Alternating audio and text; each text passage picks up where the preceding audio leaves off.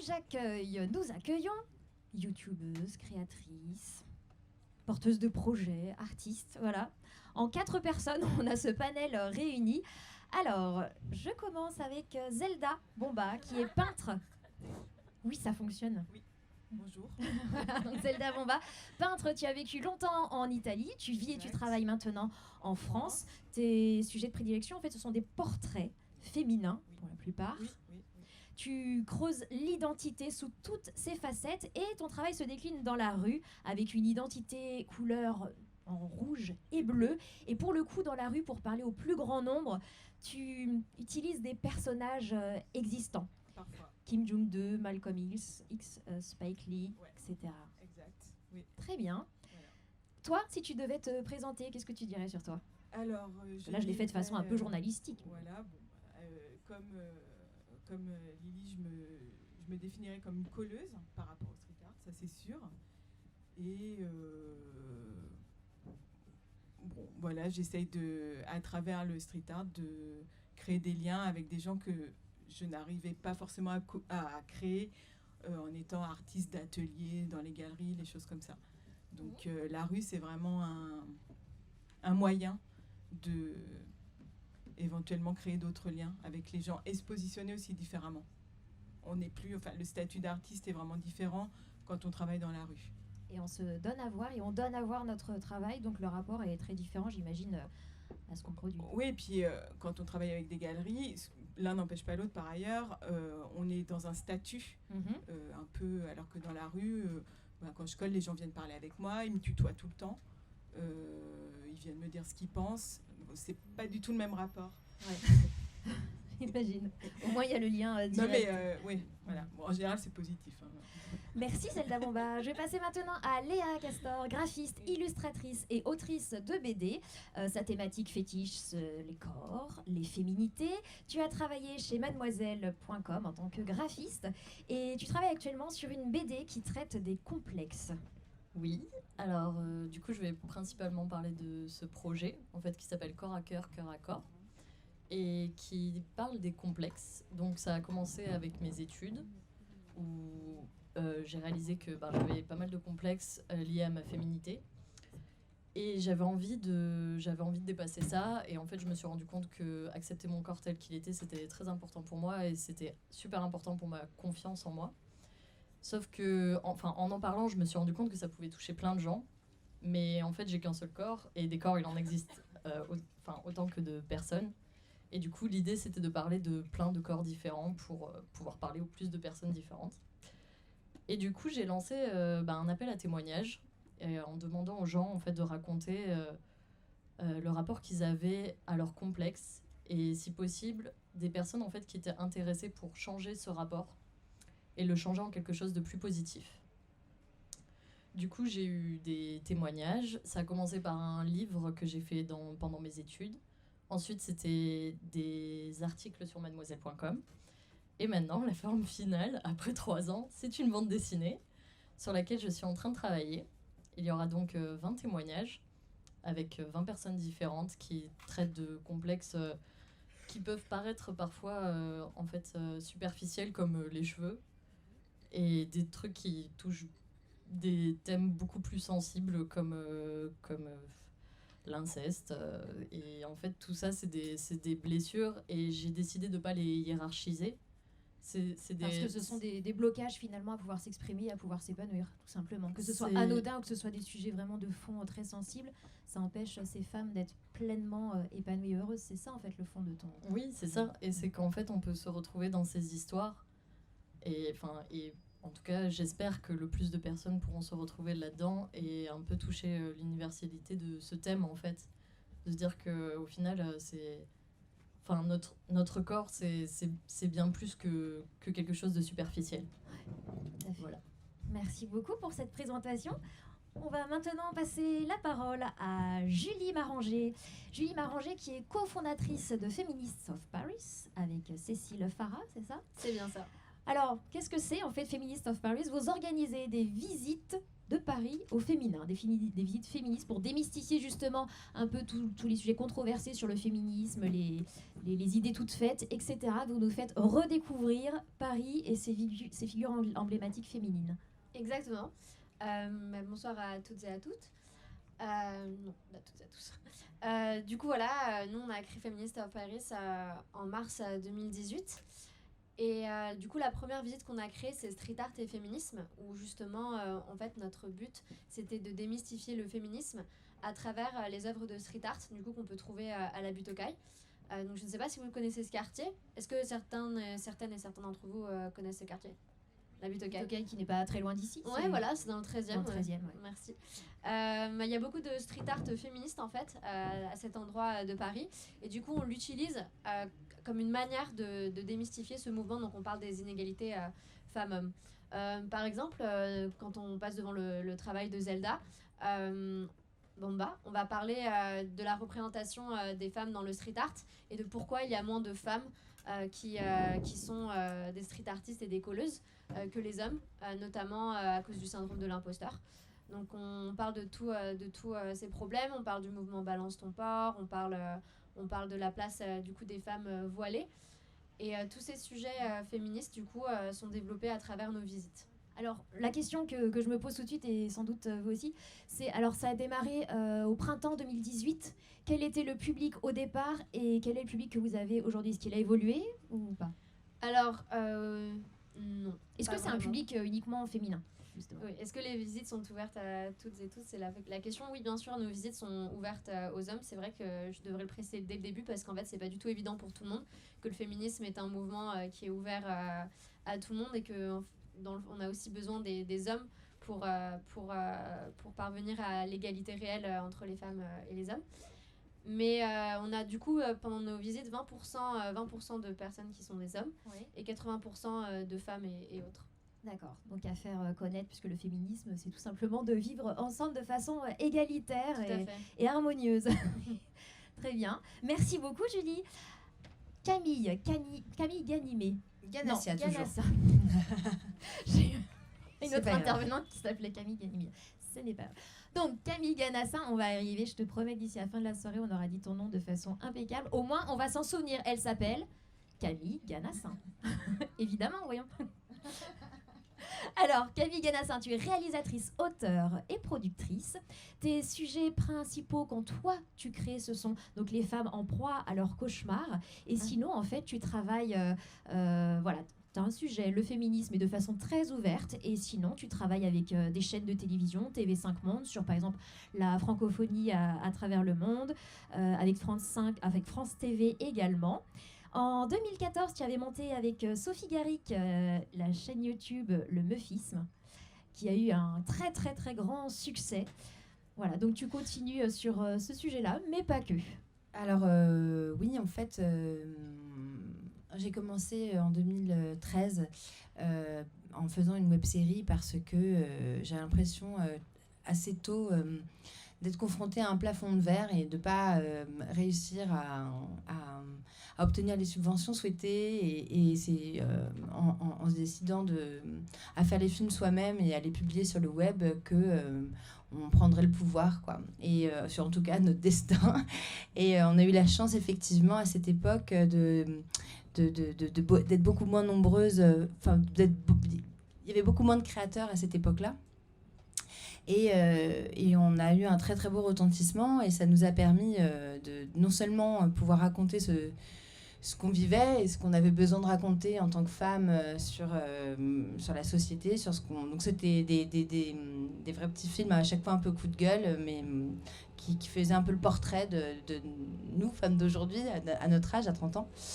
Et du coup, après, on a eu et en même temps, Sophie et moi, on était toutes les deux avec l'envie d'être des cinéastes en premier, de faire d'écrire des films de long métrage, de faire des narrations plus longues, etc.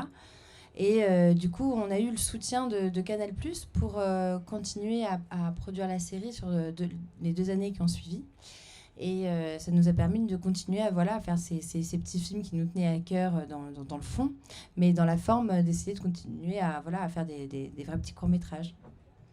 Et du coup, oui, effectivement, après, j'ai continué à travailler du coup, dans ce métier-là, sur d'autres projets qu'on m'a apportés et qui ne sont pas forcément engagés de façon féministe, même si il y a forcément un moment où ça fait sujet, mais enfin voilà. Et après, moi personnellement, effectivement, en tant que productrice, je développe des projets où je vais quand même essayer de favoriser des réalisatrices féminines, des auteurs de femmes, même si je suis pas pour forcément faire juste parce que c'est des femmes, mais je me dis que quand même, quand on regarde les statistiques un peu, c'est vrai que je vais avoir tout de suite plus d'attention vers un projet féminin parce que je sais par quoi on passe et à quel point c'est compliqué. Donc à choisir, je préfère un projet féminin et c'est plutôt ce que j'essaye de faire. Et du coup, là, par exemple, j'accompagne un projet écologique avec une jeune journaliste qui traverse l'Europe sur la question des déchets. Et voilà. Et sinon, une autre aussi qui est costumière à la base et qui elle aussi fait du street art dans les pays qu'elle découvre dans le monde. Super intéressant. Ouais, alors je sais pas ce que ça donnera, mais en tout cas, c'est un projet que je trouve assez fascinant. Voilà. Très bien, donc on va découvrir ça bientôt. Et je voulais savoir, moi, voilà, aujourd'hui vous êtes là, aujourd'hui vous avez créé des projets qui sont installés, mais à quel moment en fait ça vous est venu à l'esprit, à quel moment vous avez senti qu'il y avait besoin finalement d'en parler, de s'engager là-dessus, à n'importe quelle mesure, mais à quel moment? Est-ce que c'était dès toute petite? Est-ce que c'est venu plus tard? Quel a été le déclencheur ou le moment en tout cas qui vous a révélé à ce sujet? Camille. Bien, disons que moi j'ai fait une fac d'histoire, j'ai une maîtrise d'histoire. Je sais pas si c'est des processus inconscients qui font que les choses finalement on en amène une autre, mais on va faire une analyse. J'étais spécialisée dans les femmes et la Révolution, donc les Thérouannes de Méricourt, et je les connaissais bien, je lisais ça d'à l'envers et tout ça me plaisait beaucoup, et c'est vrai qu'après je voulais être actrice, je voulais réaliser des films, je voulais faire plein de choses. Et je me suis un peu butée dans la vie professionnelle par rapport à tout l'espoir que j'avais, justement, ces grandes idées révolutionnaires. J'ai l'impression que c'était acquis parce qu'à l'école, en tout cas, moi, c'est comme ça que je le vivais. J'avais pas l'impression qu'il y avait une différence entre les hommes et les femmes. J'ai l'impression qu'on était pareil. Sur les bancs de l'école, en tout cas, ça faisait pas grosse différence. Mais qu'est-ce qui a fait, justement, qu'est-ce qui a amené, tu parles que tu te butais à ça et à quoi tu as fait face c'est-à-dire qu'alors que j'avais beaucoup j'ai toujours d'ailleurs beaucoup de courage, je travaillais beaucoup, etc. Et j'avais l'impression que ce que je faisais était nul puisque plus personne ne voulait de moi. C'est-à-dire qu'à l'école, j'étais très bonne, etc. Mais dès que j'envoyais un projet, que j'écrivais quelque chose, que je rencontrais un producteur, j'avais toujours l'impression d'être la bonne petite, là.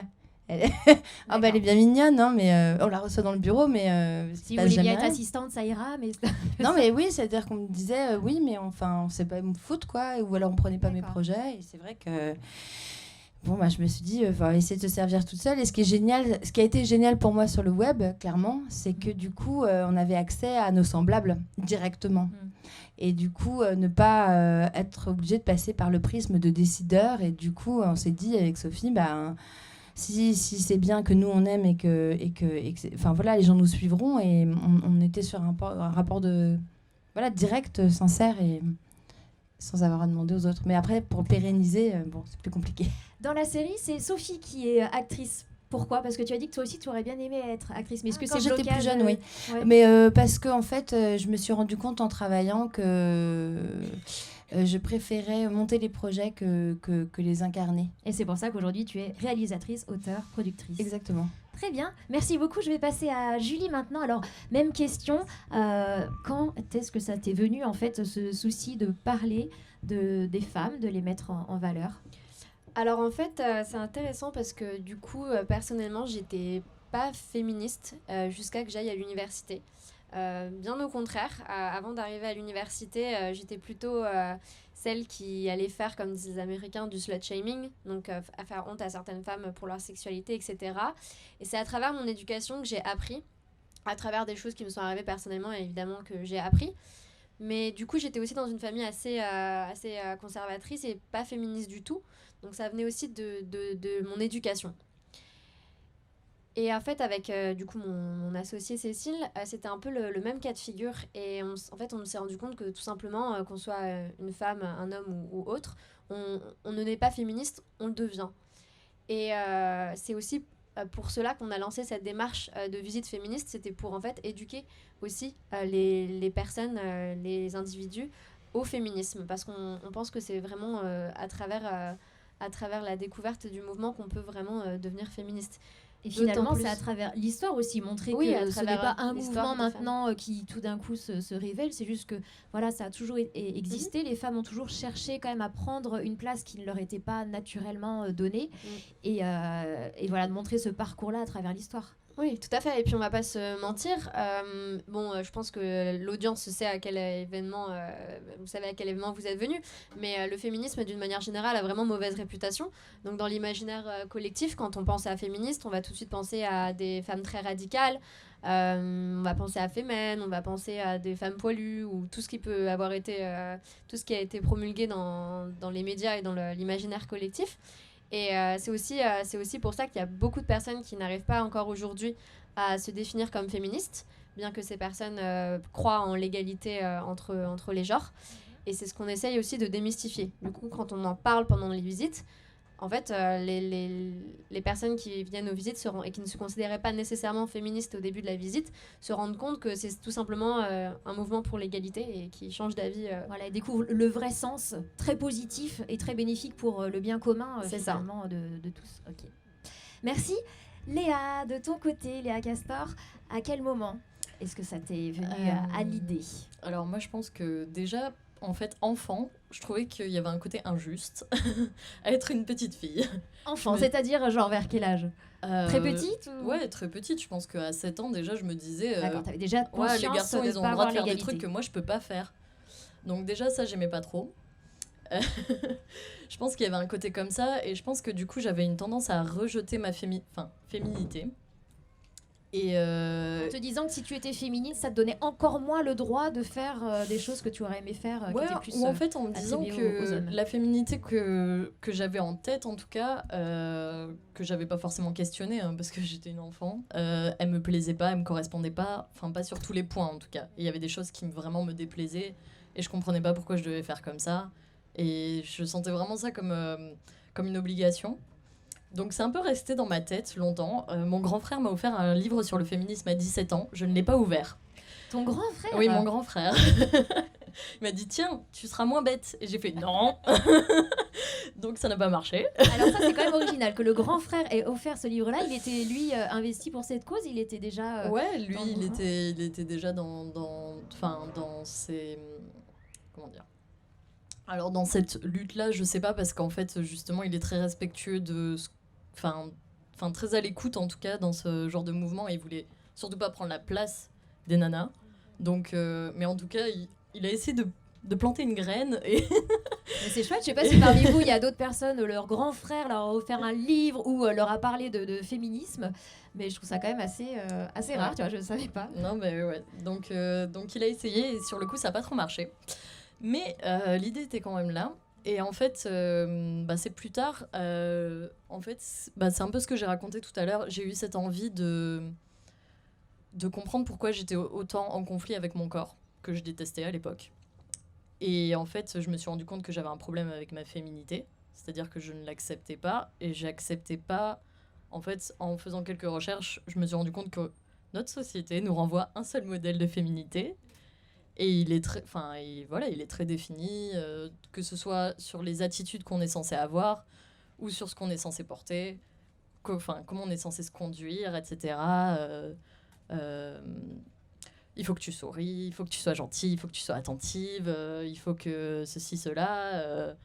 Et en fait, moi, ça ne me correspondait pas.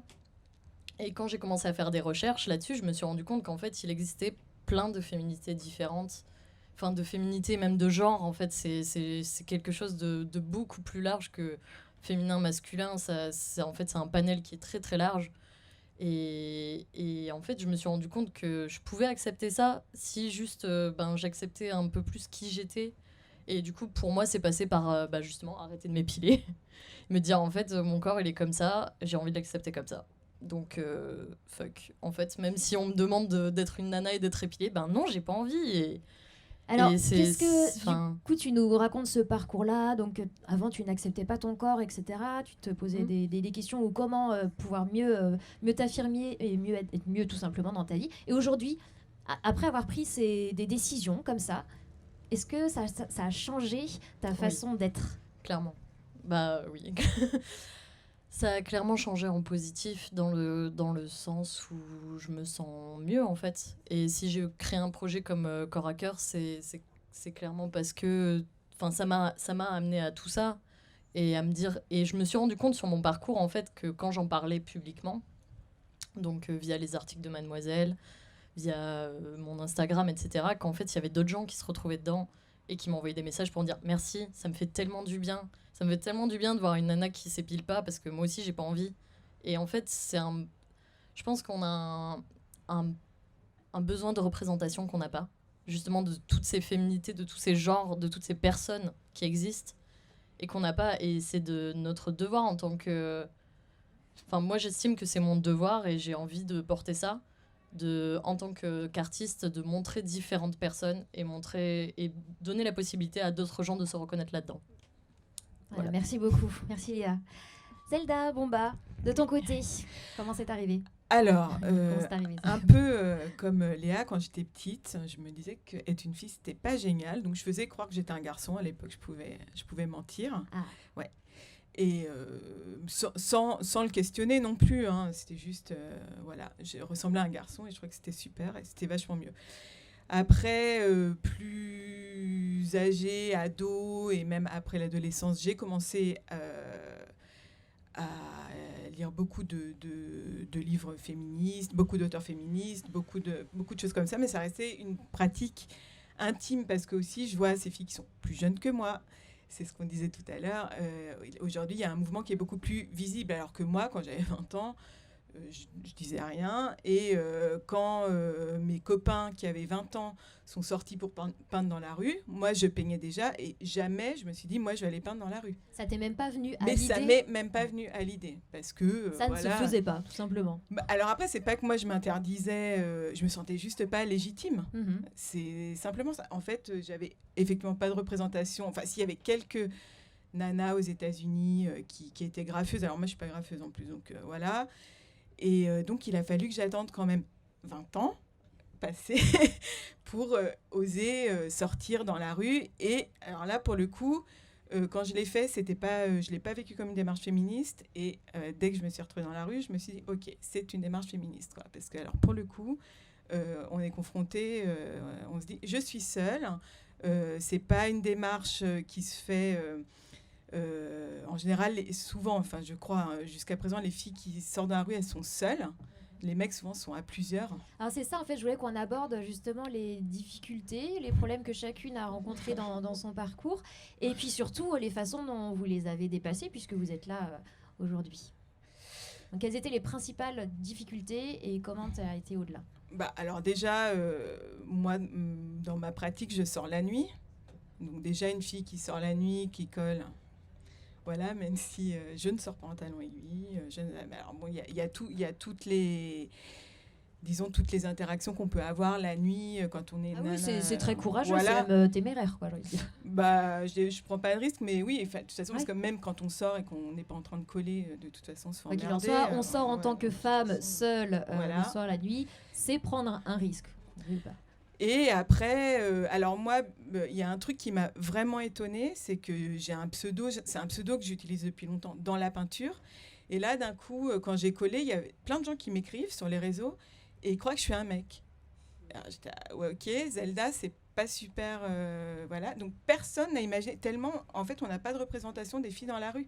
Et ça continue aujourd'hui. Pareil, eux-mêmes ne se sont pas posé la question, c'était Voilà, induit que du coup, Exactement. art dans la rue, donc... Et ça homme. m'a vraiment étonnée. Et à un moment, j'ai fait une vidéo interview qui a tourné sur les réseaux. Et alors là, non, Zelda, t'es une meuf et tout. Bah ouais. Et là, j'ai commencé à avoir des problèmes et du harcèlement sur les réseaux, des menaces. D'accord, donc jusqu'ici, ton travail ne dérangeait pas. Et puis, à partir du moment où ils ont su que tu étais femme, c'est là que du Bah, harcèlement... moi, carrément je le mets. Alors, peut-être que c'est pas lié à cette vidéo en particulier, mais en tout cas, D'accord. je pense Ça a que commencé, là. le harcèlement en ligne et les menaces. En et tout cas, tout, le harcèlement était porté sur quoi? Sur le fait que tu sois une femme ou porté sur les sujets que tu traitais dans la rue? C'était quoi le harcèlement? Alors, moi, j'ai pas des sujets. Alors, après, je choisis certains personnages qui pourraient, bon, éventuellement être controversés. Oui. Mais en fait, au départ, quand je suis sortie, je ne collais que des visages. Donc, j'ai essayé de coller. Alors, j'ai commencé à coller des hommes aussi, parce que, bon, dans la rue, il y a aussi beaucoup d'hommes et représenter aussi des masculinités différentes aussi. Donc voilà, je dois dire que ma démarche, elle était ni idéologique, elle était super spontanée en fait. Et maintenant, je suis en train d'ajouter des messages sur mes collages, donc de me diriger vers quelque chose forcément plus politique, parce qu'en fait, je crois que à partir du moment où on est dans la rue, on est obligé d'avoir un discours politique. C'est impossible sinon, enfin, il m'a semblé. Oui. S'exprimer dans un cadre public. Ouais, bon, déjà, c'est sûr. Mais du coup, moi, j'avais pas pensé à un moment commencer à avoir des messages. Alors bon, je reprends des slogans punk, des trucs comme ça. Enfin, voilà, je le fais à ma sauce. Mais du coup, on est obligé de se positionner, en fait. Alors que ça, je n'avais pas forcément imaginé. Je suis pas sûre que tous les mecs qui sont dans la rue se positionnent. Les Non, graffeurs, il y a aussi des choses qui sont purement esthétiques, j'ai envie de Oui, dire, enfin mais- le côté artistique, Mais créatif. pour le coup, quand on est une femme dans la rue, je pense que ça s'impose, en fait. Et puis pour déjà, être légitime. alors, se sentir légitime, c'est un pas, je ne sais pas si on le franchit un jour, D'accord. parce que bon, quand même. Enfin, moi, ça va là maintenant, mais après, les slogans, c'est pas pour se sentir légitime, c'est ok, bah, je suis là, quoi. Je suis dans le fight, je suis là, c'est Et bon. puisque j'ai décidé d'être là, ouais, de bah, je suis là, m'adresser tu à vous, vois, eh bien, et je vous dis puis, franchement voilà, ce que j'ai envie de vous dire. voilà, fuck. Ah, d'accord. Non, des fois, non, je rigole, mais des fois. Non, mais l'idée, c'est ça, c'est de dire, bah, puisque voilà, j'ai Voilà, pris ce ouais. parti d'être dans la rue, bah, j'y suis, c'est un quoi. terrain Ouais. d'expression publique, et bien autant. Mais ça, je l'avais pas le dire imaginé avant. et l'assumer. Bizarre. Enfin, parce que j'ai plein de potes qui sont dans la rue et ils ont jamais été confrontés à ça. Mhm. Après, des fois, ils se battaient, voilà, mais c'était pas à ce D'accord, niveau-là. donc aujourd'hui, tu assumes ce rôle, entre guillemets, d'être quelqu'un qui passe des messages et qui s'adresse au grand public. Ouais, enfin, en même temps, je me prends pas pour un gourou. Non, mais à n'importe quelle en tout échelle, cas- finalement, un en espace tout public cas, qui s'adresse à 10 ouais. personnes ou à 50 Bah, en tout 000. cas, j'avais pas pensé que ça passerait par des mots. Je pensais que ça passerait que par l'image. Que Et par en fait, l'image. j'ai ajouté. Donc, effectivement. Merci beaucoup. Léa, toi, quelles sont les principales difficultés que tu as pu rencontrer et comment tu les as surmontées? Et ben en fait, je dirais que j'ai pas eu énormément de difficultés, donc ce qui est plutôt positif en soi. Je pense que, bah, comme on en discutait tout à l'heure avec Zelda, en fait, moi, je fais partie, je pense, d'une génération qui est différente et où il y a eu une vague, on va dire, d'un féminisme nouveau. Et on va dire qu'à la limite, les barrières que j'ai eues, c'était moi qui me les posais. C'était moi qui me disais non, t'es pas capable, non, enfin, en fait, des trucs très personnels, en fait, juste de me dire que les gens allaient jamais m'accepter comme ça, alors qu'en fait, j'étais la première personne à ne pas m'accepter comme ça. Donc, en fait, je pense que moi, mes difficultés, elles étaient surtout personnelles. C'était surtout de me le dire, mais ouais, en fait, tu vas le faire et tu vas voir comment ça se passe. Et en fait, c'est beaucoup passé par le fait de plus m'épiler, par exemple. Et en fait, j'ai eu très peu de remarques, vraiment, très très peu. Et c'est même moi, des fois, qui me mettais dans des situations à demander aux gens si ça les dérangeait pas, alors qu'ils étaient mais tu fais ce que tu veux. Donc, je pense que j'ai la chance d'avoir un entourage qui est très bienveillant. Et c'est pas le cas de tout le monde. J'ai une famille très bienveillante également, même si ma maman de temps en temps me tend l'épilateur, comme ça, en espérant... Tu sais, peut-être que... Ça fait partie des cadeaux Moi de Noël, aussi, d'anniversaire. Moi aussi, à un moment, j'ai voulu arrêter. Ouais, faut laver. Donc voilà. Mais donc en soi, j'ai pas eu énormément de difficultés. Et le fait que, en fait, mon travail a commencé avec mademoiselle.com, qui est un webzine qui promeut justement une une féminité, enfin des féminités différentes. Donc j'ai été clairement encouragée, quoi. Je suis arrivée là-bas et ils m'ont dit ah ouais, tu veux en parler, bah vas-y, parle-en, c'est cool. Et justement, j'avais toute une nuée de filles derrière moi pour faire genre ouais, c'est trop cool, vas-y, fais ça. Nous on n'ose pas trop, mais vas-y. Si tu le fais, on le fait, c'est sûr.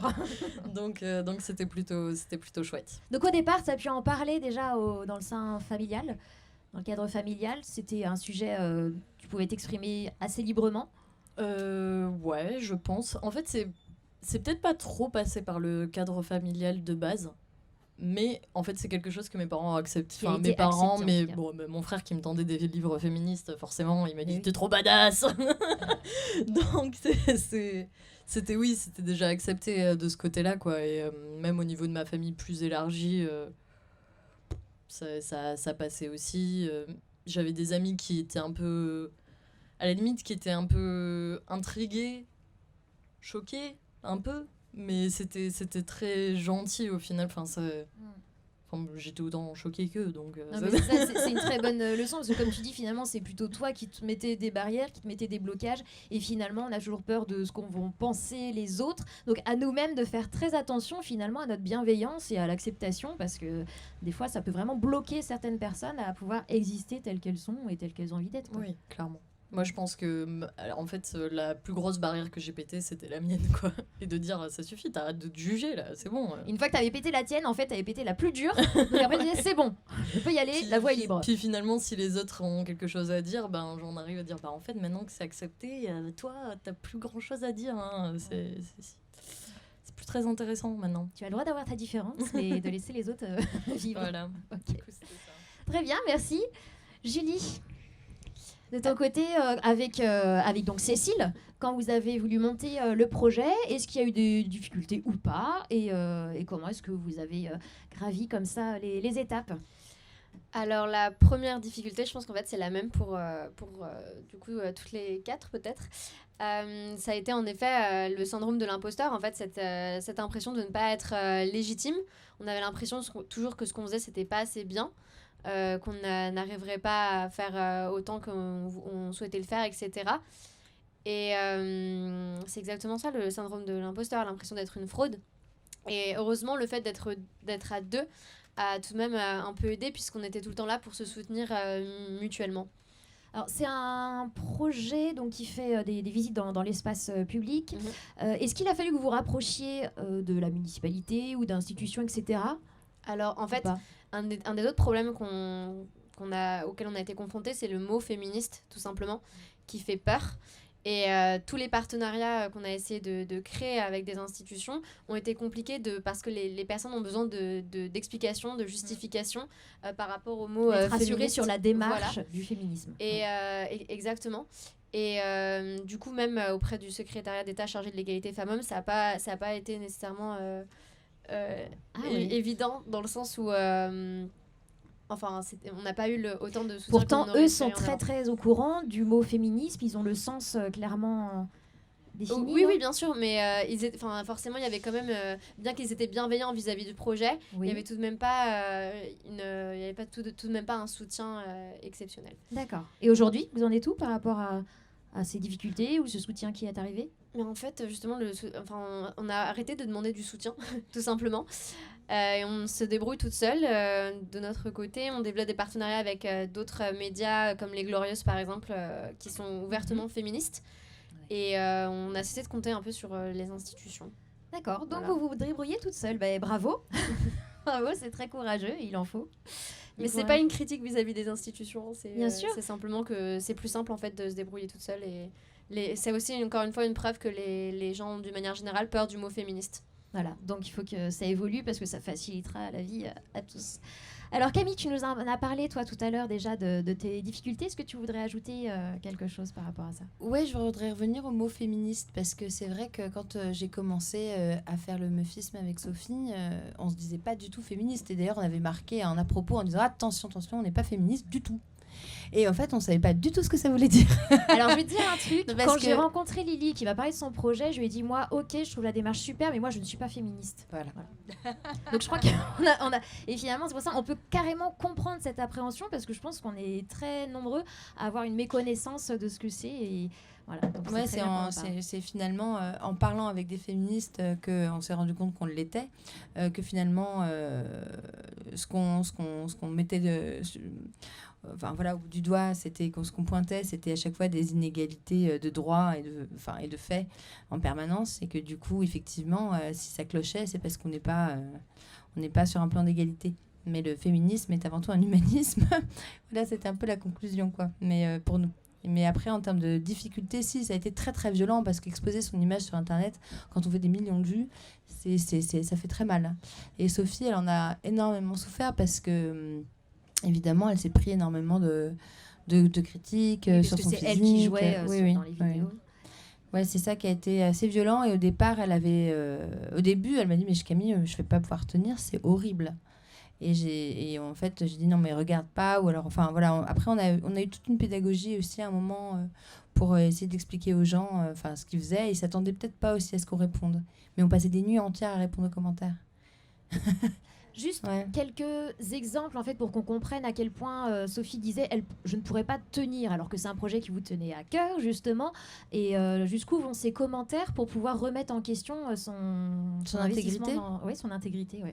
Ben, tout, hein, ça passe du physique en passant par le propos, en disant que c'est un écrasement de soi, en fait, c'est très très violent. Et quand on en reçoit beaucoup, c'est assez traumatisant, mais on a même eu des mails personnels, je sais pas comment ils ont retrouvé nos adresses, mais avec c'était des poèmes d'horreur, quoi, je sais pas comment dire. Oui. C'est atroce, je peux pas rentrer dans les détails, mais D'accord. Donc, les gens prennent vraiment du temps et du ils temps font- et du plaisir, Ouais. à la destruction. Non, mais après, on n'a pas été les seuls, hein. Ça a été Ouais. un vrai sujet, le cyberharcèlement, à un moment. Ouais. Après, maintenant, il y a des routeurs sur YouTube qui bloquent ces insultes-là, et tant mieux. Oui, parce que finalement, ça devenait banalisé. En fait, cyberharcèlement, on disait juste que quand on s'expose sur le web, faut être prêt à recevoir ces critiques-là. Non, il y a un moment, on a le droit de continuer d'être respectueux et d'instaurer certaines règles, et ça blesse, et ça peut même aller très très loin. Donc heureusement qu'on n'a pas continué de banaliser ça et de se dire, elles ont cherché à être visibles, donc maintenant elles assument.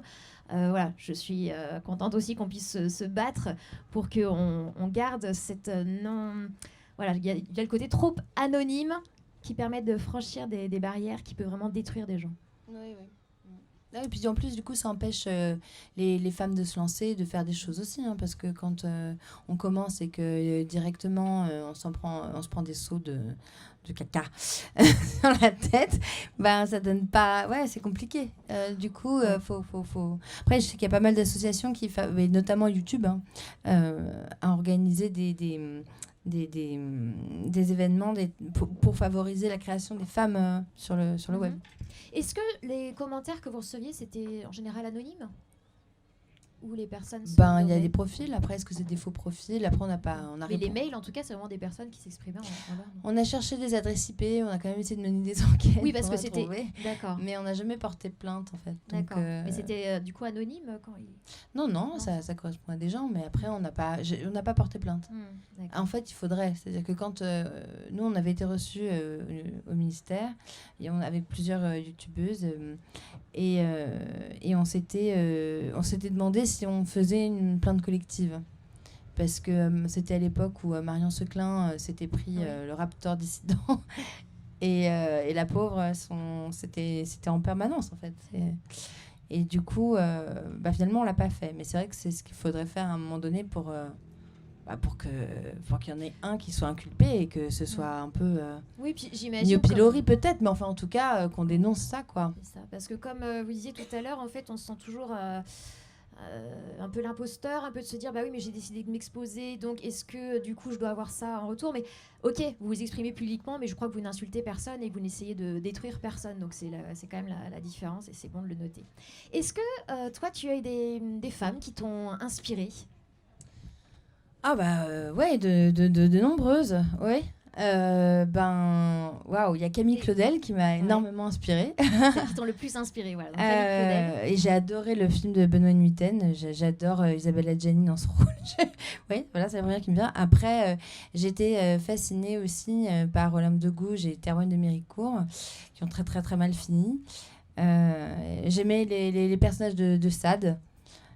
Qui sont quand même parce que Sade aimait les femmes, enfin c'était c'est un des premiers féministes quand même si ça paraît bizarre quand on le lit à première lecture, mais c'est quand même Justine et Juliette, enfin aussi différentes qu'elles puissent être, sont à la recherche d'une expérience, et j'ai trouvé, et à travers la lecture, à travers le prisme de la révolution, parce que c'est la révolution des mœurs, mais c'est aussi la révolution des sociétés, de la prise du pouvoir des femmes, et du coup j'étais voilà. D'accord, donc beaucoup dans la littérature. Ouais. Après, des femmes cinéastes, il y a eu Agnès Varda, qui était la première en France, vraiment. Mais c'est vrai que il y en a pas eu tant que ça, des cinéastes femmes. On parle des hommes en France, il y en a. Oui. C'est pour ça que quand on demande les femmes qui vous ont inspiré, forcément que ça va être assez ciblé, puisque pour le moment, en tout cas, on n'a pas pu avoir un énorme panel de femmes qui aient pu nous influencer, qui étaient vraiment mises en lumière. De ton côté, toi, Julie, quelles sont les femmes qui t'ont le plus inspirée ? Alors, je vais peut-être pas parler des femmes célèbres, mais plutôt de femmes en fait que je rencontre tous les jours, du coup dans le cadre de nos visites.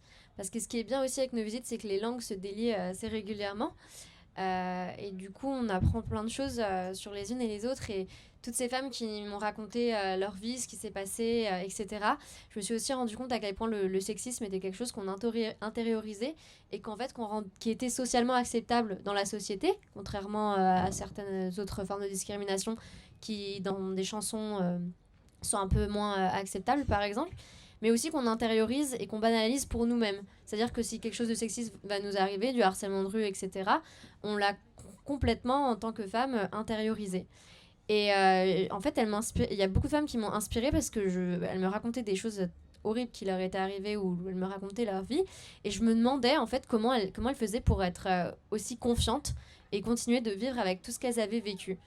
Et c'est ça qui m'a vraiment inspirée, qui continue de m'inspirer et qui me donne envie de faire des visites à chaque fois que je pars de chez moi. Ouais, ce sont des visites, mais aussi des rencontres et des vrais échanges. Ouais, exactement. Ouais, ça, c'est chouette. Bien sûr. Merci. Léa, de ton côté, de qui parlerais-tu en tant que femme inspirante ? Alors, dans ma profession, je dirais qu'une illustratrice qui m'a pas mal inspirée, c'est Digli, qui a un parcours en fait très, très intéressant parce qu'elle a commencé à faire des bandes dessinées qu'on va qualifier de girly. Et évidemment, c'est péjoratif, parce que c'est un truc de fille, donc c'est péjoratif. Et qui, en fait, elle-même a fait un travail là-dessus sur se rendre compte que, faire des bandes dessinées girly, en fait, c'était de parler d'un quotidien de femmes, de filles, de femmes. Et en fait, pourquoi ce serait péjoratif alors que les héros masculins, ils parlent de leur vie d'homme ou de garçon et c'est considéré comme neutre ? Donc, elle a fait un travail là-dessus que j'ai trouvé très intéressant et je pense que ça a beaucoup nourri ma réflexion aussi professionnelle. Et voilà, et maintenant, c'est quelqu'un qui vraiment se définit comme féministe et qui essaye de changer les choses à son échelle. Donc, c'est assez chouette de voir le parcours d'une personne qui est passée de ses 20 ans à ses 30 ans, même pas en fait, à quelqu'un qui est capable de bouger les choses avec ses dessins, avec ses bandes dessinées. Et qui est capable de se dire aussi, en fait, oui, je me suis trompée, ça arrive à tout le monde, je suis contente du parcours que j'ai fait, et c'est assez chouette de se rendre compte de ça, quoi. Donc, je pense à cette nana-là, je pense à Pénélope Bagieux avec sa série Les Culottés, également, qui a été publiée dans Le Monde, et qui maintenant est publiée mondialement, en fait, donc ça, c'est trop chouette aussi. Et pareil, c'est une nana qui, en fait, elle-même avoue qu'à ses 20 ans, elle faisait du slut-shaming, elle n'était pas du tout féministe. Voilà, elle aidait pas trop les autres nanas et elle se sentait justement limite la fille qui est pas amie avec d'autres filles. Parce que c'est pas très cool, les autres filles. Donc, Mais parce que cette image de ce que doit être la fille ne lui convenait pas, tout simplement. oui, voilà, encore une fois. Et je trouve ça super chouette de se rendre compte qu'il y a des parcours comme ça de personnes qui ont décidé de changer d'avis, de l'avouer publiquement et qui, en fait, montrent aussi que, voilà, on peut changer. Et ça, c'est assez inspirant. Et je pense que c'est un truc qui fait énormément partie de mon travail. Et plus j'avance, plus je me rends compte que ça touche les gens, de montrer qu'on est vulnérable, de montrer qu'on est... Bah ouais, on fait des erreurs, en fait. Et même en tant que féministe, on fait des erreurs. On n'est pas tout le temps la féministe parfaite, parce que ça aussi, c'est un truc qui me rendait malade quand j'étais à Mademoiselle, c'est de me rendre compte que toutes les... En fait, il y a différents féminismes. Et on n'est pas une bonne ou une mauvaise féministe, on est juste une féministe différente des autres. C'est comme on n'est pas une bonne ou une mauvaise femme, on est une femme, on est un humain, il y a plein de façons de l'être. C'est ça, et qu'on arrête de se foutre sur la gueule entre nous, alors que c'est déjà compliqué comme ça. Et je voulais réagir à ça parce qu'au début, moi, j'ai eu l'impression de ne pas être la bonne féministe. Hein. Ah oui, très clairement. Classique. On me l'a bien fait comprendre d'ailleurs. Et justement, Mademoiselle, on a eu des grosses discussions. Là-dessus. Là-dessus, ouais. Parce qu'on n'était pas assez radical ou pas. Enfin, ils avaient peur que leur communauté soit pas assez. Enfin voilà, qu'on se fasse justement insulter, quoi. Mais enfin, moi, j'ai trouvé ça hyper choquant. Enfin, après, ça a changé, puis on a rediscuté, etc. Mais c'est vrai qu'au départ, j'avais pas l'impression... Alors qu'on était juste en train de parler de nous, essayer de faire du sens par rapport à ce qu'on vivait, par rapport à la société, etc. On n'était pas en train de se positionner non plus comme des politiciennes. Hein. Enfin, on n'est pas là enfin, je fais pas de la politique. Hein. Mais c'est vrai que on a eu l'impression, parce que nous, on était peut-être pas... hyper radical, et ben du coup on portait pas la cause, quoi. Et c'était Mademoiselle qui vous avait reproché ça? Ah oui. Oui, non, mais en fait, encore une fois, ça prouve justement que les gens... En fait, Mademoiselle, de toute façon, c'est un webzine qui évolue avec les personnes qui sont dedans. Hein, donc voilà. Mais merci Camille pour cette... Mais oui, carrément. Moi, parce je pense que c'est finalement, très c'est intéressant. qu'une fois de plus, c'était qu'on vous demandait encore de répondre à un modèle qu'on souhaitait. Alors que l'idée du féminisme, c'est justement de se dire, mais il n'y a pas un modèle, on doit être comme ci. Et puis de l'autre côté, les hommes qui sont comme ça. Et donc c'est assez impressionnant, oui, de voir qu'effectivement, vous imposez encore un modèle. Si tu veux être féministe, ok, mais tu dois être comme ça. Alors que c'est là-dessus, en fait, qu'on témoigne, quoi. Ouais, en fait, ce qu'on explique aussi pendant nos visites, c'est que justement, voilà, le féminisme, c'est le mouvement de lutte pour l'égalité entre les genres. Mais il y a plein de manières différentes d'arriver à ce but. Donc les Femmes, par exemple, elles ont choisi de faire des happenings à des moments très médiatisés et de se mettre seins nus devant les caméras. Voilà, c'est une manière comme une autre pour elles d'accomplir cet objectif d'égalité. Après, voilà, on n'est pas obligé de s'identifier en tant que féminin ou en tant que féministe intersectionnelle ou féministe machin. Il y a plein de mouvements féministes et c'est important de trouver aussi le mouvement qui nous correspond personnellement. Alors, les femmes qui m'ont inspirée quand j'étais petite, du coup, c'est super. Ça a été très troublant pour moi de voir qu'en fait, il n'y en a pas tellement parce que je ne les avais pas sous la main. C'est-à-dire qu'à partir du moment où j'ai été les chercher, j'en ai trouvé plein, mais il a fallu que ce soit une démarche. Donc moi, les gens qui m'ont inspirée artistiquement comme ça quand j'étais petite, c'était des hommes certainement particuliers, mais c'était des hommes. Après, je dois dire, il y a un personnage dans le Club des 5, alors je ne sais pas si on lit encore le Club des 5. Oui. Enfin, c'est mon époque en tout cas. Ouais, enfin, je pense... Claude, ouais. Non, mais... Alors là, vraiment, dans le Club des 5, il y a un personnage qui est une fille, d'ailleurs, qui s'appelle Claudine et qui se fait appeler Claude, et qui ressemble à un garçon. Et là, c'était vraiment un modèle d'identification fort. Mais elle n'existe pas en vrai. Oui. Vous aussi, c'était voilà. un modèle, donc je pense, ouais, pour beaucoup. Ouais. Les aventures, c'était un peu la meneuse. Ouais. La meneuse de l'aventure. Oui, c'est celle qui avait jamais peur, elle avait un chien et tout, ouais, super et tout. Ouais, ouais, exactement. Voilà, c'est ça. Exactement, les garçons la Vous voulez suivaient. raconter l'histoire de Claude au micro? Non, mais je rigole. En tout cas, vous dites, voilà, c'est un personnage aussi qui vous... Oui, Enid Blyton. Enid Blyton, ouais, Oui, auteur. exactement. Ouais. Qui avait inventé ce personnage-là à une époque où c'était quand même très précurseur parce que... je pense que les ça avait un garçons rapport manqués, comme on avec disait. son histoire personnelle. Ouais. Voilà. Et après, dans les femmes inspirantes, quand j'étais quand même ado, comme ça, il y a eu Björk. qui était vraiment une artiste super médiatique et super médiatisée, mais qui sortait vraiment des clous à plein de niveaux. Et bon, après, il y en a eu plein, Nikki Vous avez de pas répondre justement à un modèle ou à... Ah bah, pour le coup, stéréotype, ouais, tu voilà, vois. c'est ça. Et puis, elle a joué vraiment avec tous les codes. Et j'ai beaucoup aimé jeune aussi Niki de Saint-Phal. Enfin, quand je l'ai découverte, j'étais contente. Mais il a fallu que j'aille les chercher. Elles sont pas venues. Niki de Saint-Phal, qu'est-ce qui te plaisait dans son travail ou dans le personnage? Alors, ce qui me plaisait, déjà, au départ, c'était un mannequin, donc elle répondait à des critères, voilà. Et en Niki fait, de Saint-Phal, tout le monde voit quel produit très, très coloré en tout cas, ouais, des formes féminines très, voilà, très voluptueuses. voilà. On a un exemple à côté de Beaubourg en La fait Fontaine sur la Stravinsky, fontaine. là, ouais, Voilà. ouais. Des sculptures en fait de personnages souvent féminins ou des formes en tout cas Oh, bah, très... je crois pas qu'elle est fait d'homme. Hein. Non, c'est je, ça, je- ouais. je ne crois pas. Donc Enfin, je très sais pas. coloré et très voluptueux. Ouais, bah voilà, elle interroge aussi sa douleur, plein de choses qui ont eu trait à son histoire aussi personnelle, terrible, inceste. Voilà, on en revient toujours à ça, mais je trouvais son travail vraiment intéressant et quand je l'ai découverte, en plus, j'aimais la forme plastique, en fait. J'ai même pas creusé. Voilà, j'étais ado. Ah ouais, c'est chouette. Voilà. Après, j'ai vu la profondeur de son travail. Mais voilà, je dirais ça. Mais il a fallu que j'aille les chercher. Sinon, je pense qu'il y a plus de modèles d'identification aujourd'hui. Ouais, je pense. Ouais. Pour la suite, quel serait ton plus grand souhait pour pouvoir continuer tes projets? C'est une vaste question. Voilà, bah, en fait, j'ai toujours considéré pour moi que peindre, que ce soit dans la rue ou même pas dans la rue, dans mon atelier, en fait, c'est que ce soit un moyen de rencontrer des gens, en fait. Et donc, ce que je souhaite toujours, c'est de rencontrer toujours plus de gens, des gens qui vont me questionner, qui vont questionner mon travail, qui vont me faire évoluer. Donc, dans la rue, c'est plus rapide, en fait. Et puis, c'est plus... on rencontre plus de gens et des gens qui ne sont pas forcément des gens qu'on rencontre dans les réseaux un peu fermés, artistiques.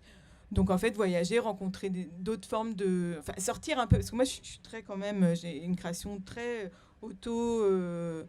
Enfin, je suis dans la recherche identitaire, mais personnelle. Et donc, j'ai envie aussi de m'intéresser à d'autres formes de création et d'autres identités aussi. Donc d'être inspiré finalement aujourd'hui par le plus grand nombre possible avec ces rencontres-là. Voilà, oui, enfin, en tout cas, de commencer à me questionner. Enfin, j'ai commencé à le faire, mais en fait, ça, je ne le faisais pas quand j'étais beaucoup plus jeune. Me questionner aussi, enfin, ne pas être au centre de mes questionnements, quoi. Mais peut-être qu'il fallait que tu passes par là Oui, bien avant, sûr. justement, trouver Évidemment. ta propre identité pour Ouais. pouvoir Enfin, t'ouvrir et ça- comprendre celle des Ça, autres. c'est un grand mot, trouver sa propre identité. Mais en tout cas, oui, être un peu plus solide, oui, Ouais. c'est sûr. Oui, oui, tout à fait. D'accord, donc d'un travail en atelier, plus ça va et plus tu souhaites t'exprimer en Voilà, extérieur. éventuellement voyager, rencontrer d'autres gens, voilà, enfin développer, puis effectivement rencontrer. Moi, j'ai jamais pensé quand j'ai parlé dans ce genre d'événement en collant dans la rue, mais en fait, voilà, ça nous, en fait, être amené à participer à des choses nouvelles qui, moi aussi, me questionnent, m'interrogent, enfin, me font rencontrer d'autres personnes. Enfin, voilà, ça c'est intéressant. Que ça nourrisse, en fait, évoluer. Ok, Voilà. merci. Léa, toi de ton côté, qu'est-ce que tu souhaiterais pour poursuivre tes projets? Quel serait un peu ton rêve? Alors, j'ai très envie de continuer sur ma lancée actuelle, en fait, et j'aimerais vraiment beaucoup pouvoir faire des projets de bande dessinée, de livres d'édition de manière générale, parce que c'est le tout début pour moi. Et si possible en voyageant, c'est quelque chose qui me travaille beaucoup, cette envie de bouger. J'ai tout le temps la bougeotte, j'arrive pas à rester au même endroit. Ça va là, tu tiens le coup? J'ai beau adorer les personnes que je rencontre, j'ai souvent besoin de partir et d'aller voir ailleurs. Peut-être qu'il y a des trucs à régler, mais voilà. Du coup, c'est cette envie-là. En fait, en écoutant Zelda, ça m'a fait réfléchir aussi un peu à ce que j'avais envie de transmettre aussi aux gens qui me suivent, notamment sur les réseaux, parce que je commence quand même à avoir une communauté de personnes, et de personnes plutôt jeunes qui me suivent. Et souvent, j'ai vraiment envie d'être le plus authentique, en fait, pour ces personnes-là, leur montrer qui je suis vraiment, et si ça peut les aider à être un peu plus proches aussi de qui elles veulent être, c'est vraiment super. Et en fait, pour avoir déjà reçu des messages de personnes plus jeunes qui m'ont mis les larmes aux yeux parce qu'elles me remerciaient d'avoir justement parlé honnêtement, ben, j'ai envie de continuer ça. Je pense que c'est super important. Je pense que c'est super important de prendre de la place en tant que femme. Et j'ai envie de... Voilà. Pour la suite, j'ai vraiment envie de prendre cette place que de base, je demandais pas forcément, en fait. De base, j'avais juste un besoin de m'exprimer. Et en fait, les personnes ont fait « Ah, c'est trop cool quand tu t'exprimes, vas-y, continue ». Et moi, au début, j'étais « Ah, non ». Je le faisais juste pour moi, de manière très égoïste de base. Et en tu fait, vois l'influence que ça a sur les autres, en fait, la ouais, libération que ça peut clairement. procurer aux autres. Je vois l'effet que ça fait et je le comprends parce que moi aussi, en fait, quand je parle de ces personnes qui m'ont inspirée, c'était exactement ça. C'était des personnes qui ont osé. Qui ont osé et qui ont décidé de parler de ce qui les touchait vraiment. Et donc j'espère dans la suite pouvoir rester comme ça, authentique et le plus proche de ce que je vis et ce que je pense vraiment. Très bien. Voilà. Julie, de ton côté, avec Cécile, pardon. Nous, c'est assez simple. Nous, vu qu'on fait des visites féministes et qu'on veut l'égalité entre les genres, on aimerait bien ne plus exister, en fait, parce que dans l'idéal, en fait, on aimerait ne pas avoir, qu'il n'y ait pas le besoin qu'on existe. Donc, c'est notre déjà, simple... on peut souhaiter qu'au niveau des participants, ce soit égalitaire, là aussi. Hommes et femmes, oui, bien sûr que les les hommes deviennent un peu plus intéressés par l'égalité entre les genres, mais oui, en effet... C'est de la pédagogie avant tout. C'est ça, on a besoin de passer par là aussi pour comprendre, et c'est normal qu'on n'était pas au courant assez bien du sujet. Bien sûr, mais sur le long terme, le but, c'est de ne plus exister quand même. Ok, et donc quel serait l'autre... Du coup, si, voilà, imaginons, il n'y a plus besoin de vous, etc., qu'est-ce que tu souhaiterais faire après ? En fait, ce projet, c'est vraiment ma passion, parce que je suis vraiment passionnée par le féminisme et le mouvement et les études de genre. Je pense que le féminisme a encore... il y a beaucoup de travail. Ton rêve ne va pas être atteint. Ouais. Pour moi, le futur du féminisme, c'est aussi le queer feminism, donc le féminisme queer. Et je pense qu'on aura beaucoup de choses à développer par rapport à notre projet de ce point de vue-là. De développer cet aspect queer aussi. Très bien, merci pour l'engagement. Camille ? Alors, qu'est-ce que je veux aujourd'hui ? Moi, je voudrais faire mon premier long métrage. Un premier long métrage qui serait sur quel sujet ? C'est une histoire... et entre-temps, je ferai un court métrage. Mais en fait, j'ai l'impression que tous mes personnages principaux sont féminins, mais alors, je n'avais pas fait exprès. Finalement, mes thématiques sont des luttes, en fait, un peu acharnées contre des monstres. Mais je me rends compte que, voilà, ça me fait... je suis encore un peu frais, je peux pas vraiment exposer, mais c'est-à-dire que je pense que progressivement, je vais continuer à travailler sur ces thématiques, mais pas de façon directe. Je pense que effectivement, on a des choses à exprimer qui ne sont pas forcément avec les mêmes mots, surtout quand on travaille l'image. Et qu'aujourd'hui, je pense que je continuerai à avoir un discours sous-jacent, probablement féministe. Mais le pouvoir du cinéma, c'est de donner à voir et pas forcément à expliquer. Et du coup, voilà, j'espère que ce sera teinté de ce que je ressens profondément, tout en étant un espace poétique. Oui, des métaphores, voilà. Porter les choses de façon plus subtile et puis imagée. Voilà. Bien. Je suis toujours très étonné quand j'entends Julie qui dit que, par exemple, elle n'est pas entendue par le ministère, notamment, je pense bien sûr à Marlène Schiappa. Qu'est-ce qui peut expliquer justement que justement vous n'êtes pas assez entendue ? Alors en fait, c'est faux. En fait, je me suis peut-être mal exprimée, mais on a été entendus, c'est-à-dire qu'ils nous ont reçus. Mais j'aurais espéré en fait plus d'enthousiasme vis-à-vis de notre projet que ça n'a été le cas. Donc c'est peut-être en ce sens que j'ai été déçue. Et dans tous les cas, là aussi où j'ai été un tout petit peu déçue, c'est que j'ai vraiment eu l'impression que le projet faisait un petit peu peur aussi. Et on m'a demandé pas mal de justifications vis-à-vis du féminisme et de notre féminisme et de notre manière de procéder. Mais ce n'était pas un rejet, c'était plus moi qui étais déçue de ne pas avoir autant d'enthousiasme que j'aurais souhaité en avoir. Et c'était au final plus facile d'aller de notre côté, d'aller de l'avant, puisque le projet marchait en fait, et on n'avait pas vraiment profondément besoin d'eux. Et c'est pour ça qu'on n'a pas non plus poussé trop loin pour avoir leur soutien, parce qu'on fonctionnait sans eux. Merci. Quelqu'un d'autre peut-être. Oui. Alors, vous allez nous raconter l'histoire de Claude, c'est ça? Non, pas du tout. Là, c'est complètement un autre sujet. Alors, moi, je m'interroge sur le lien entre le poil et le féminisme. Donc, j'ai du mal à être convaincue du fait que le refus de s'épiler soit un signe de féminisme. Donc, essayez de me convaincre, parce que... Mais en fait, moi, de base, ça l'était pas du tout. D'accord. Vraiment, en fait, moi, j'ai juste dit, je veux plus m'épiler. D'accord. Et puis, en fait, c'est plus de me rendre compte que déjà, dans ma tête, il y avait un blocage, de dire, attends, mais t'es pas censé t'épiler? Et en fait, avoir des réactions autour de, vraiment, tu vas pas t'épiler? C'est un peu sale, non? Enfin, ça se fait pas trop, non? Et en fait, moi, de base, c'était justement pas du tout un geste politique. Je le voyais vraiment pas comme ça. Moi, je le voyais pas comme... la seule, hein, c'est pour cette raison que...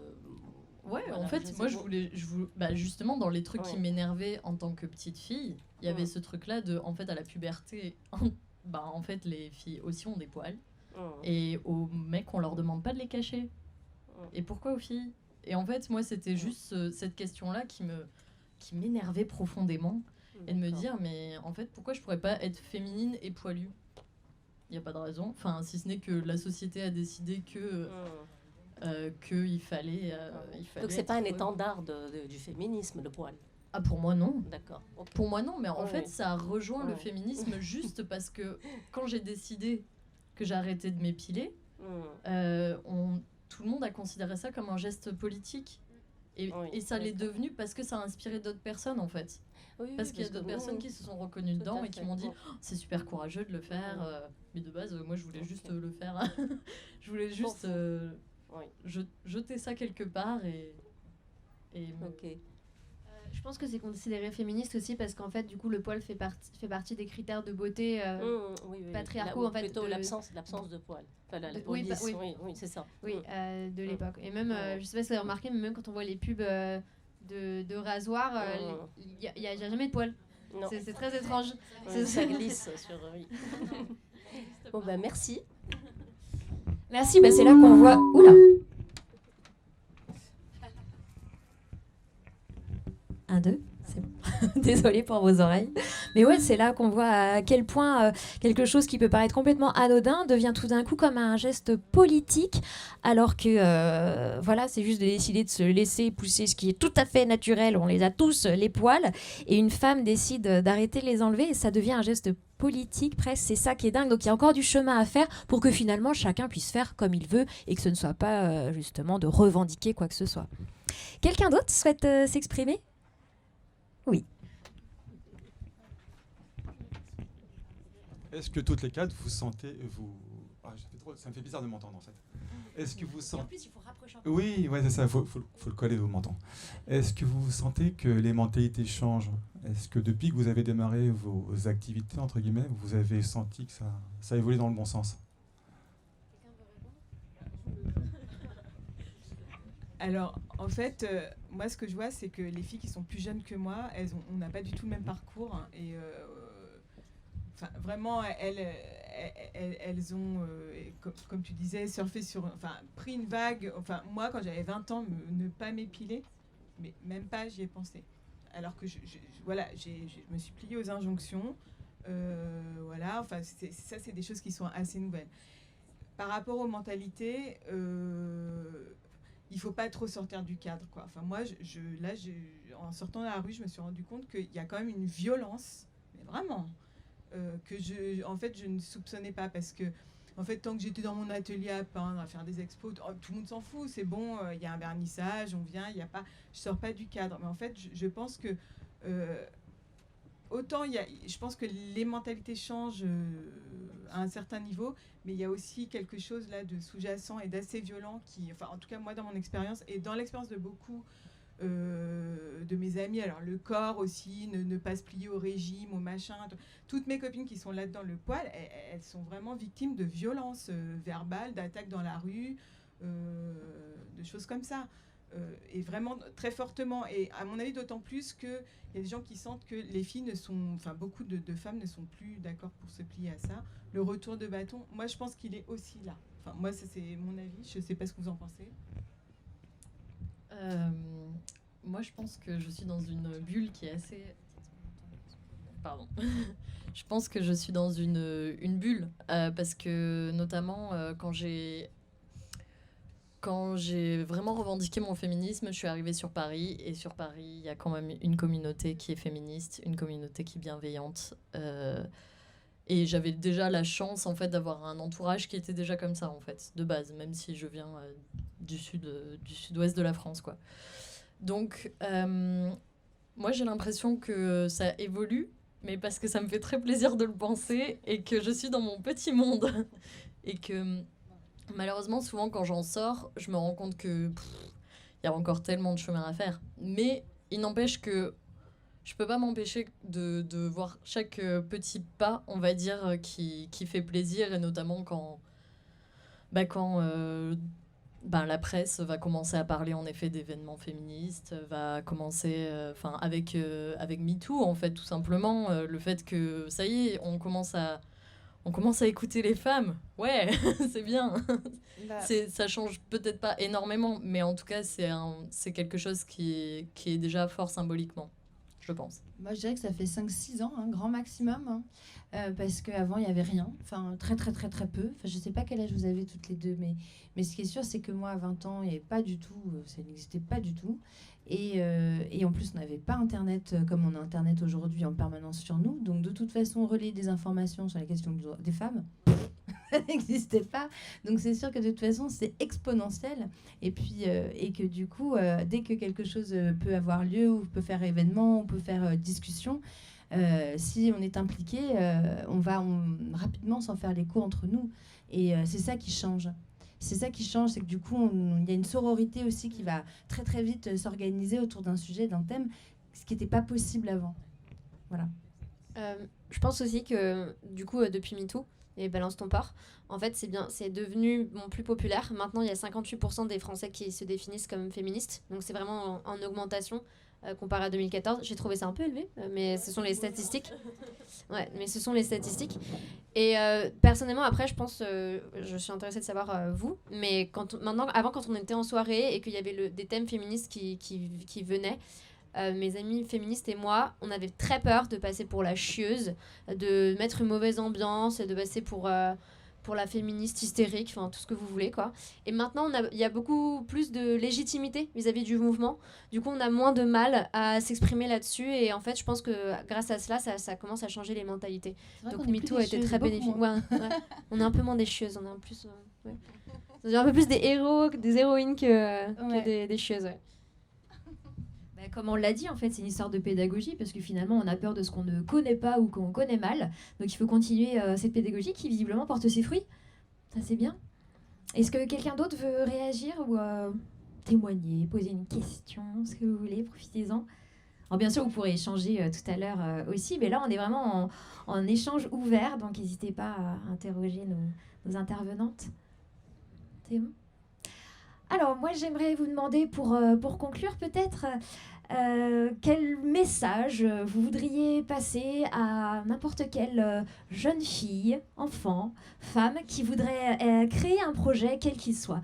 Je dirais, n'aie pas peur, écoute-toi et ce que tu penses bien, en fait, c'est bien. C'est bien. Il faut pas... bien sûr, on s'inspire des uns des autres, mais c'est ce qu'on aime, en fait. Et le plus important, c'est de s'écouter et du coup d'aller au bout de son intention. Voilà. Et il faut pas... il faut essayer de ne pas avoir peur et prendre sur soi et avoir du courage parce que ça paye grave. Voilà. Non, j'allais dire à peu près la même chose en rajoutant ne pas avoir peur de rater. Puisque de toute façon, il y a bien un moment où on va rater. Il va bien y avoir un moment où... Ouais, il va bien y avoir un moment où on va... Enfin, je sais pas, la vidéo, il va pas y avoir de vues ou... la visite, il y a une blague qui va mal passer, ou voilà, il faut pas avoir peur de soirée. Je sais pas quoi rajouter. Je pense que dans tout ça, c'est super chouette de pouvoir s'entourer. Justement, on est là à cet événement pour parler de sororité notamment. Et je pense que c'est quelque chose qui est très peu développé malheureusement pour l'instant. Le fait de s'écouter entre femmes et de se soutenir. Et moi, c'est quelque chose que moi, j'ai toujours fait naturellement. C'est-à-dire que j'ai toujours eu des copines. Clairement, j'avais toujours plein de copines. Et pour moi, c'était trop des meufs trop cool et trop badass. Et j'ai jamais vu ça comme justement les éventuellement rivales ou ennemis ou quoi que ce soit. Moi, c'est le contraire. Et genre, j'avais tendance même à me dire que j'avais des potes vikings, quoi. C'était des guerrières. Et ça l'est toujours. Les meufs que je fréquente, je suis super... je suis super fière de les fréquenter. Et je pense que c'est très important de garder ça en tête, qu'on peut se soutenir et on sait que c'est compliqué quand on est des nanas. Donc autant serrer les coudes. Ça fait du bien. Alors, moi, je pense que quelque chose qui a été important pour moi, c'est se nourrir de lecture, de modèles, d'identification. Moi, effectivement, quand il y avait moins Internet ou pas Internet, j'ai lu beaucoup de biographies de femmes. Et donc là, on voit toutes les difficultés, toutes les étapes. On peut vraiment s'identifier. Donc, se nourrir culturellement avec plein de modèles qui, pour moi, m'ont donné beaucoup de courage, quoi. Qui ont dépassé ces difficultés, justement. Oui. Puis ou bien des gens aussi qui ont réfléchi, qui ont réfléchi aussi avant nous, qui ont déconstruit aussi, parce que c'est important de déconstruire. Et voilà, pour pouvoir placer ses idées d'une manière différente, créer de manière différente. Moi, je ferais ça. Très bien, merci beaucoup pour vos messages adressés donc à toutes celles qui veulent juste s'affirmer, créer, exister, ne plus être dans l'ombre en tout cas. Merci beaucoup, merci Zelda Bomba. Merci à vous, à peintre, tout le monde. Et aujourd'hui davantage encore street artiste. Merci Léa Castor. Merci. Illustratrice, graphiste et auteure de BD. Merci Julie Maranger, créatrice. J'ai beaucoup de mal avec les noms aujourd'hui. Donc Julie Maranger, donc créatrice, cofondatrice de Feminist of Paris. Et puis Camille Ganassia. Oh, bravo! Tadam! Nous avions Camille Ganassia, productrice, réalisatrice et auteure. Merci beaucoup à toutes les quatre. Merci à vous tous pour votre participation, votre écoute.